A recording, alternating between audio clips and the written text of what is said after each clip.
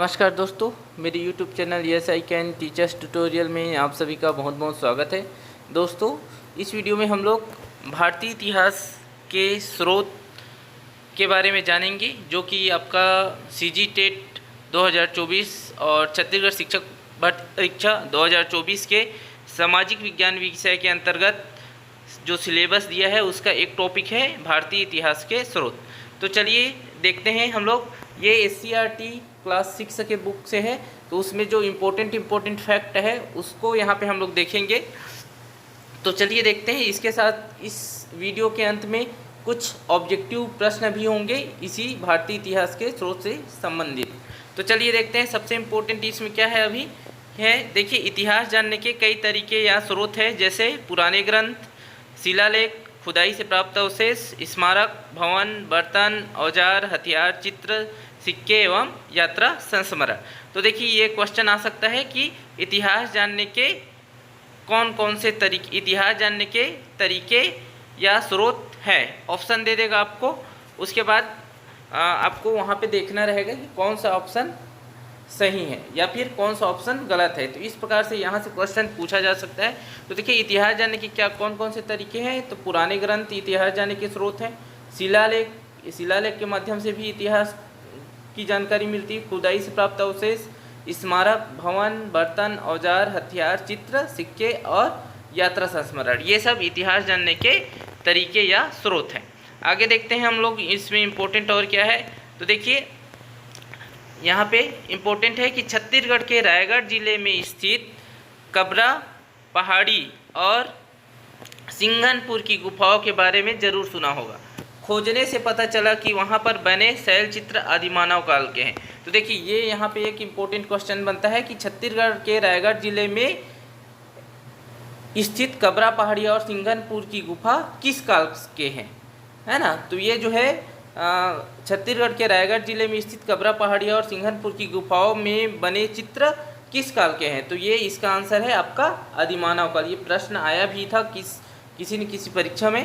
तो ये इम्पोर्टेंट है, यहाँ पे लिख लीजिएगा कि छत्तीसगढ़ के रायगढ़ जिले में स्थित कबरा पहाड़ी और सिंघनपुर की गुफाओं के में बने शैल चित्र आदिमानव काल के हैं। आगे देखते हैं। जब मनुष्य लिखने लगा तो उसने अपनी बात पत्थर पर खोदकर कहीं, जिन्हें हम शिलालेख कहते हैं। देखिए, जो पत्थर पर जब मनुष्य लिखने लगा तो वो अपनी बात पत्थर पर खोदकर लिखने लगे, तो उसको हम लोग क्या बोलते हैं, शिलालेख बोलते हैं। आगे चलकर भोजपत्र, ताड़पत्र, ताम्रपत्र तथा कागज आदि पर भी लिखा गया। देखिए, अब शिलालेख, भोजपत्र क्या होता है यहाँ पे दिया है। देखिए, शिलालेख क्या है, पत्थरों पर खोदकर लिखी गई बातें, ये भी इम्पोर्टेंट है। स्तंभलेख क्या है, पत्थर, लोहे या काष्ठ के स्तंभों पर लिखी गई बातें। देखिए, CG टेट में इस टाइप का प्रश्न आया हुआ है, ठीक है। तो अब इस पॉइंट को भी याद रखिएगा कि शिलालेख क्या होता है, पत्थरों पर खोदकर लिखी गई बातें। स्तंभलेख है क्या है, पत्थर, लोहे या काष्ठ के खंभों पर लिखी गई बातें। भोजपत्र या ताड़पत्र क्या होता है, विशेष प्रकार के पत्रों पर रंग या स्याही से लिखी गई बातें। मतलब जो पत्ते होते हैं उसमें रंग या स्याही से लिखी गई बातें, ये क्या है, भोजपत्र, ताड़पत्र। और ताम्रपत्र लेख क्या है, तांबे के पत्रों पर खोदकर लिखी गई बातें। तो इसको याद रखना है आपको कि शिलालेख किसको बोलते हैं, स्तंभलेख किसको बोलते हैं, भोजपत्र या ताड़पत्र किसको बोलते हैं, ताम्रपत्र लेख किसको बोलते हैं। इससे रिलेटेड भी क्वेश्चन आपका CG टेट में आया हुआ था, जहाँ तक मुझको याद है। आगे देखते हैं हम लोग। देखिए, ये यहाँ पे बताया गया, गुरुजी ने, ये देखो, ये ताम्रपत्र लेख का चित्र है यहाँ पे। देखिए, ये आपका लक्ष्मण मंदिर जो सिरपुर में है, इसी से, इस वीडियो से आपको बहुत सारी जानकारी मिल जाएगी। जैसे कि सिंघनपुर की गुफा का शैल चित्र, ये जो है चित्र दिखाई दे रहा है, ये सिंघनपुर की गुफा का शैल चित्र है। ये जो है आपका कहाँ पे है, सिंघनपुर की गुफा, ये आपके रायगढ़ में है। अब आगे देखते हैं हम लोग। देखिए, यहाँ पे गुरुजी ने उन्हें समझाया कि ये सभी चीज़ें संग्रहालयों में देखी जा सकती है। तो देखिए, यहाँ पे इम्पोर्टेंट, ये पाली या प्राकृत भाषा में लिखे गए हैं। किस में लिखे गए हैं, पाली या प्राकृत भाषा में लिखे गए हैं। जो पुराने लेख हैं, जो ये शैल चित्र में लिखे गए हैं या ताम्रपत्र, शिलालेख में लिखे गए हैं, वो सब किस में, कौन सी भाषा में लिखे गए हैं, तो पाली या प्राकृत भाषा में लिखे गए हैं। यह लिपि अब व्यवहार में नहीं लाई जाती, इसलिए सभी लोगों के लिए इसे पढ़ना कठिन होता है। इतिहासकार और पुरातत्ववेत्ता इन लिपियों को पढ़ना जानते हैं, जिसके कारण वे उस युग में क्या लिखा गया था पढ़कर हमें बता सकते हैं। अब देखिए यहाँ पे पुरातत्ववेत्ता, कई बच्चे बोल पड़े। हाँ, गुरुजी ने अपनी बात कहना जारी रखा। पुरातत्ववेत्ता वे होते हैं जो पुरानी बसाहटों को, देखिए यहाँ इसको, पुरानी बसाहटों को खोदकर उनके बारे में तथ्यों का पता लगाते हैं। तुम जानते हो कि कई वस्तुएं धूल व मिट्टी की तरह जम जाने से हमें दिखाई नहीं देती। इसी प्रकार कई पुराने भवन, नगर या वस्तुएं भी बाढ़, आंधी, तूफान या भूकंप के कारण मिट्टी में दब जाती है। पुरातत्ववेत्ता उन्हें खोदकर फिर से दुनिया को उनके बारे में बताते हैं। इन पुराने अवशेषों से हमें उस समय के लोगों के रहन सहन व जीवन के बारे में पता चलता है। देखिए ये चूँकि ये SCERT की बुक है, तो उसमें जो हिस्टोरी के जैसे दिया है कि गुरु शिक्षक और बच्चों के बीच में बातचीत हो रहा है, उसके हिसाब से इसको समझाने की कोशिश किया है। तो मैं इम्पोर्टेंट फैक्ट को बता रहा हूँ। जैसे कि अंकिता ने पूछा, क्या पुराने भवन, महल, मंदिर, किले आदि भी हमें इतिहास की जानकारी देते हैं? तो यहाँ पे देखिए गुरुजी ने बताया कि ये सब अपने समय की घटनाओं के जीते जागते प्रमाण होते हैं, मतलब जानकारी देते हैं। पुराने भवन हमको उस समय की भवन निर्माण कला की भी जानकारी देते हैं। इसी प्रकार पुराने सिक्के, औजार, बर्तन, आभूषण और अन्य वस्तुओं से भी हम उस समय के लोगों के बारे में बहुत कुछ जान सकते हैं। गुरुजी बताते जा रहे थे कि पुराने ग्रंथों, जैसे अब देखिए पुराने ग्रंथों से भी हमें उस समय के समाज, नगरों, रीति रिवाजों की बहुत सी जानकारी मिलती है। सपना ने कहा, ग्रंथ जैसे रामायण, महाभारत, कुरान, गीता, बाइबिल आदि। अब देखिए यहाँ पे इसी वीडियो में और दिया है, देखिए लक्ष्मण मंदिर। आपका प्रश्न यहाँ से भी बन सकता है कि लक्ष्मण मंदिर कहाँ पे है? तो देखिए लक्ष्मण मंदिर कहाँ पे है?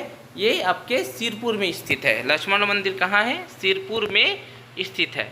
आगे देखिए कुलेश्वर मंदिर कहाँ पे है? तो यहाँ पे देखिए चित्र में दिया है। इसी वीडियो से आपको कई सारे प्रश्नों की जानकारी हो जाएगी। जैसे कुलेश्वर मंदिर कहाँ है? तो कुलेश्वर मंदिर है आपके राजिम, छत्तीसगढ़ में है। आगे देखते हैं हम लोग। तो देखिए ये पुराने ग्रंथ है, रामायण, महाभारत, कुरान, गीता, बाइबिल, है ना, ये प्राचीन ग्रंथ है। अब देखिए यहाँ पे इम्पोर्टेंट और है, गुरुजी ने हाँ कहा और आगे बताया, जैसे हम कहीं से घूम कर आते हैं तो सबको उन जगहों के बारे में और वहाँ के लोगों के बारे में बताते हैं, वैसे ही बहुत पहले कुछ विदेशी यात्रियों ने कई देशों की यात्रा की थी। उनके द्वारा लिखे गए यात्रा वर्णनों से उस देश के बारे में उस समय की काफ़ी जानकारी मिलती है। ये क्या है? मतलब यात्रा संस्मरण से भी हमको प्राचीन इतिहास की जानकारी मिलती है, उसी को यहाँ पे बोला गया है। देखिए यहाँ पे हम लोग बताए थे कि यात्रा संस्मरण। तो यात्रा संस्मरण क्या है कि जो विदेशी यात्री है उन्होंने कई देशों की यात्रा की है और उसके बारे में अपने यात्रा का वर्णन किया है, तो उससे भी उन देशों के पुराने समय की जानकारी जो है लोगों को होती है यात्रा संस्मरण से। अब देखिए यहाँ पे मोनू ने बताया कि उसने रायपुर के महंत घासीदास संग्रहालय में बिलासपुर जिले के किरारी गांव से प्राप्त काष्ठ स्तंभ लेख को देखा है। अब देखिए यहाँ पे है ना, यहाँ पे एक और क्वेश्चन बनता है कि रायपुर में कौन सा संग्रहालय स्थित है, या फिर महंत घासीदास संग्रहालय कहाँ पे स्थित है? तो महंत घासीदास संग्रहालय आपके रायपुर में स्थित है, ये इसका आंसर हो जाएगा। और देखिए काष्ठ स्तंभ लेख बिलासपुर जिले के किस गांव से प्राप्त हुआ है? ये प्रश्न भी इम्पोर्टेंट है। काष्ठ स्तंभ लेख बिलासपुर जिले के किस गांव से प्राप्त हुआ है? तो आपके काष्ठ स्तंभ लेख कहाँ से प्राप्त हुआ है? तो बिलासपुर जिले के किरारी गांव से जो है प्राप्त हुआ है। आगे हम लोग देखते हैं।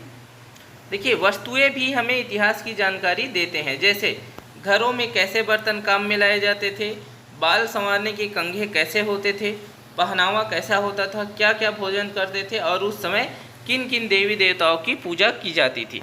तो देखिए वस्तुओं से भी हमको पूरा प्राचीन समय की जानकारी मिलती है। अब यहाँ पे देखिए पुराने सिक्के व मुद्राएं दिया हुआ है चित्र में। यहाँ किरारी ग्राम से प्राप्त स्तंभ तथा लेख संग्रहालय रायपुर। देखिए ये जो है काष्ठ स्तंभ है जो कि किरारी गांव जो कि बिलासपुर जिले में स्थित है वहाँ से प्राप्त हुआ है, और ये काष्ठ स्तंभ कहाँ रखा गया है? तो गुरु घासीदास संग्रहालय जो कि रायपुर में स्थित है वहाँ पे रखा गया है। अब देखिए इसके अलावा इतिहास हमें उस समय के राजा महाराजाओं और छोटे बड़े सभी लोगों के बारे में भी जानकारी देता है। इतिहास क्या करता है? उस समय के रहन सहन, खान पान, है ना, सारा चीज़ को, उसके साथ साथ राजा महाराजा और छोटे बड़े सभी लोगों के बारे में भी जानकारी देता है। आगे देखते हैं। यहाँ पे देखिए स्वाति ने एक बहुत ही अच्छा प्रश्न किया कि हम इतिहास का अध्ययन क्यों करें। अब देखिए तो गुरुजी ने सभी को समझाया कि हमें यह मालूम होना बहुत ज़रूरी है कि हम पहले क्या थे। वर्तमान को समझने के लिए भूतकाल की जानकारी होना जरूरी है।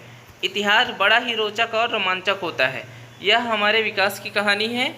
हम अपनी सभ्यता और संस्कृति के बारे में बहुत कुछ इतिहास पढ़कर ही जान सकते हैं।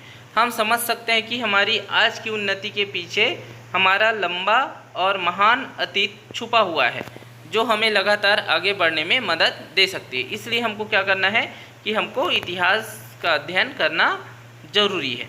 आगे देखते हैं हम लोग। अब देखिए ये जो भारतीय इतिहास के स्रोत इस पार्ट में इतना ही इम्पोर्टेंट था। ये कक्षा 6वीं का है, SCERT की बुक है। अब देखिए यहाँ पे खालिस्तान है, इसको भी देख सकते हैं क्योंकि ये भी इम्पोर्टेंट हो जाता है आपका। सिंघनपुर की गुफाएं खालिस्तान के पास स्थित है, तो रायगढ़ जिले में स्थित है। किसके पास है? कबरा पहाड़ी के पास स्थित है। किसके पास स्थित है? ये आपके कबरा पहाड़ी के पास स्थित है। यहाँ पे देखते हैं हम लोग, ये देखिए कबरा पहाड़ी के पास स्थित है। और देखते हैं जो पुरानी चीज़ों को खोज करते हैं उन्हें क्या कहते हैं? तो पुरातत्ववेत्ता कहते हैं। महान घासीदास संग्रहालय कहाँ है? तो ये रायपुर में है। कबरा की पहाड़ी पर बने शैलचित्र खालिस्तान काल के हैं, तो ये है आदिमानव काल के हैं। किरारी गांव से प्राप्त खालिस्तान ऐतिहासिक महत्व का है, तो ये क्या ऐतिहासिक महत्व का है? तो काष्ठ स्तंभ लेख जो है ऐतिहासिक महत्व का है। अब यहाँ पे देखिए इसको सही जोड़ी को मिलाने के लिए बोला है। तो महाभारत क्या है? महाभारत एक ग्रंथ है। पाली क्या है? प्राचीन भाषा है। कबरा पहाड़ी क्या है? कबरा पहाड़ी आपका शैल चित्र। कबरा पहाड़ी में क्या है? शैल चित्र। संग्रहालय क्या है? दुर्लभ वस्तुओं का संग्रह। और शिलालेख क्या है? शिलाओं पर खोदकर लिखी गई बातें। अब देखिए यहाँ पे हाँ या नहीं में उत्तर दिया है। इतिहास में सिर्फ राजा महाराजाओं के बारे में ही अध्ययन किया जाता है। तो देखिए इतिहास में केवल राजा महाराजाओं के बारे में ही अध्ययन नहीं किया जाता है, वहाँ छोटे बड़े सारे लोगों के बारे में, उनके रहन सहन के बारे में अध्ययन किया जाता है। सिंघनपुर की गुफाओं के शैल चित्र आदिमानव काल के हैं, तो ये करेक्ट है। हाँ स है तांबे के पत्रों पर खोदकर लिखी गई बातें भोजपत्र कहलाती है। तो देखिए तांबे के पत्रों पर खोदकर लिखी गई बातें ताम्रपत्र कहलाती है। ठीक है, भोजपत्र जो है भोजपत्र पर लिखी गई बातें हैं, स्याही से लिखी गई बातें वो भोजपत्र कहलाती है। जबकि तांबे के पत्रों पर खोदकर लिखी गई बातें क्या कहलाती है?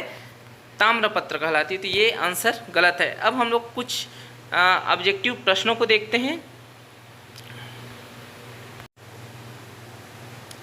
चलिए देखते हैं। पहला यहाँ पे देखिए प्रश्न, इतिहास कहते हैं अ पुराने समय की बातों को, ब आने वाले समय की बातों को, स आज की बातों को, द किसी भी समय की बातों को। तो देखिए इतिहास किसको कहते हैं? तो इसका करेक्ट आंसर क्या हो जाएगा? पुराने समय की बातों को, अ आंसर हो जाएगा। दूसरा प्रश्न देखिए, बहुत समय पहले लोग लिखना पढ़ना नहीं जानते थे, इसलिए वे अपनी बात किससे कहते थे? देखिए अ संकेतों में कहते थे, ब चित्र बनाकर कहते थे, स लिख कर कहते थे, द मानचित्र बनाकर कहते थे। तो देखिए इसका आंसर क्या है? इसका आंसर है आपका, देखिए इसको देखिए बहुत समय पहले लोग लिखना पढ़ना नहीं जानते थे, इसलिए वे अपनी बात, तो देखिए अ संकेतों में कहते थे, ब चित्र बनाकर कहते थे, स लिख कर कहते थे, द मानचित्र बनाकर कहते थे। तो देखिए इसका आंसर है आपका चित्र बनाकर कहते थे। करेक्ट आंसर क्या है आपका? चित्र बनाकर कहते थे। तीसरा प्रश्न देखिए, कबरा पहाड़ किस जिले में स्थित है? तो देखिए कबरा पहाड़ किस जिले में है? रायपुर जिला, रायगढ़ जिला, बिलासपुर जिला, कांकेर जिला। तो करेक्ट आंसर है आपका रायगढ़ जिला। चौथा प्रश्न देखिए, शिलालेख कहते हैं। देखिए शिलालेख किसको कहते हैं?